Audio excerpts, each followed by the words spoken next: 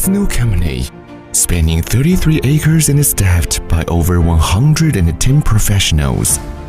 The facility brings together talent across diverse fields, including R&D and design, manufacturing, marketing and sales, and technical after-sales support. We are a high-tech enterprise specializing in the manufacturing of glass temperature furnaces and deep processing equipment for flat and curved glass. Our team is built on the talent ladder.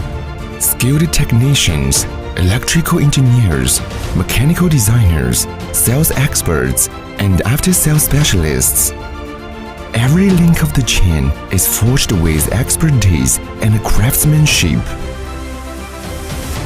In 2019, Glasino successfully developed the full-grid passage tempering furnace, setting a new standard in the industry. In 2020, we went further, launching the world's widest tempering furnace ever manufactured, spanning 4,500 mm by 9,000 mm, a world record, a testament to the power of Chinese manufacturing.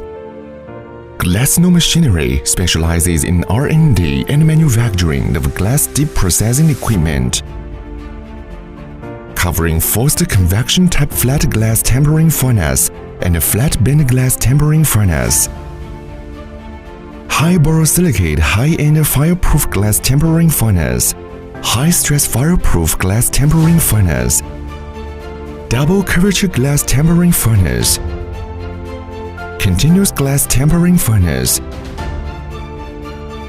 heat soak furnace. From architectural glass to automotive glass, from household glass to specialized protective glass, Glasino's equipment serves every field where safety glass is essential.